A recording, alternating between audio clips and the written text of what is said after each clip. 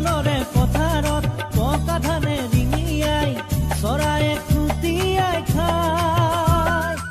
আঘোণৰ পথাৰত এজাক দাৱনী সোণোৱালী পথাৰত হাতত কাঁচি লৈ ধান কটাত ব্যস্ত মন্ত্ৰী যোগেন মোহনৰ পত্নী অলি মোহন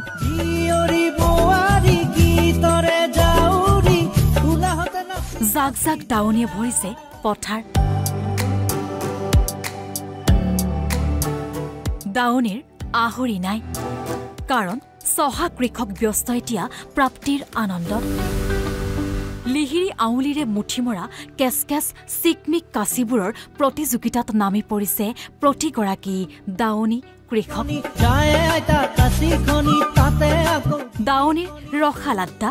আৰু তাৰ মাজতেই এফাকি বিহুনাম আইনাম গাই আনন্দত মতলীয়া আঘোণৰ পথাৰত ব্যস্ত এইসকল দাৱনী জনতা পাৰ্টীয়ে ৰাইজক সহায় কৰিবলৈ পালে আমি ভাল পাওঁ সেই অনুপাতে আমি গোটেই মানুহখিনি একত্ৰিত হৈ ৰোৱা তোলা দোৱা এতিয়া ধান দাই ধৰি লোৱা পুৰুষসকলে ডাঙৰি নি থাকে তেনেকৈ দিয়ে আমি আগবাঢ়ি যাবলৈ ভাল পাওঁ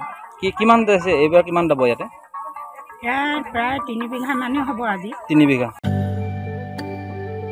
সোণগুটি চপোৱাৰ সমান্তৰালকৈ সহস্ৰাধিক মহিলাৰ সৈতে মত বিনিময় কৰিলে মন্ত্ৰী যোগেন মোহনৰ পত্নী অলি মোহনে আমি আমাৰ ৰাইজৰ আমাৰ আমি বোৱাৰী আমি জীয়ৰী গতিকে এই আমাৰ হাঁহৰি পথাৰটো অতীজৰ পৰা আছে আমি আজিকালি কিন্তু নাইকিয়া হৈছে আজিকালি যি খেতি কৰে ঠিকালৈ দি দিয়ে হাজিৰা দিয়ে আৰু এইবাৰতো বহুত মানুহে খেতি কৰা নাই মাটি চন পৰি আছে আমি প্ৰত্যেক বছৰে এতিয়া বুলি নহয় আমি প্ৰত্যেক বছৰে শাওণ মাহত ৰোৱা প্ৰগ্ৰেম এটা কৰোঁ ভাল লাগে শাওণৰ পথাৰত ৰুই অলপ ফূৰ্তি কৰি খোৱা কঁঠাল খোৱা বা দৈ জলপান খোৱা বিভিন্ন ধৰণৰ সেই সময় সেই বতৰ সেইখিনি সময়ত যিখিনি বস্তু ওলাই আমি খাই ভাল পাওঁ গোটেই আমি মামৰা সমষ্টিৰ ভাৰতীয় জনতা পাৰ্টীৰ মহিলাসকলে আমি ৰোৱা দিনতো এটা প্ৰগ্ৰেম কৰোঁ আৰু এতিয়া এই আঘোণৰ পথাৰত আজি 16 দিন গ'ল আমাৰ প্ৰগ্ৰেমটো লোৱা দেৰি হৈছে আজি আমি মামৰা সমষ্টিৰ 3টা মণ্ডল আছে টাউন মণ্ডলতো টাউনীয়া মানুহ খেতি নকৰে লাকুৱা মণ্ডল আৰু মাহমৰা গ্ৰাম্য মণ্ডল গতিকে মাহমৰা গ্ৰাম্য মণ্ডল আমাৰ বুধবাৰে প্ৰগ্ৰেম আছে 100জনী মহিলা আজি আমাৰ 60জনীমান হ'ব আৰু মাটি 6 বিঘা আছে বুলি কৈছে ইয়াত আমি আজি ধান দাবলৈ সকলোৱে আহিছোঁ মিলিজুলি আৰু আমি ভাল লাগিছে আমাৰ হাঁহৰি পথাৰটো অতীজৰ পৰাই আছে আমি যেতিয়া সৰু আছিলোঁ আমাৰ ঘৰত যেতিয়া হাঁহৰি লয় ককা আইতাহঁতে দেখিছোঁ 4টা বজাতে 3টা বজাতে উঠি তেওঁলোকৰ গাত টনি নাইকিয়া হয় মাহঁতৰ কাৰণ যিহেতু পথাৰত আজি অত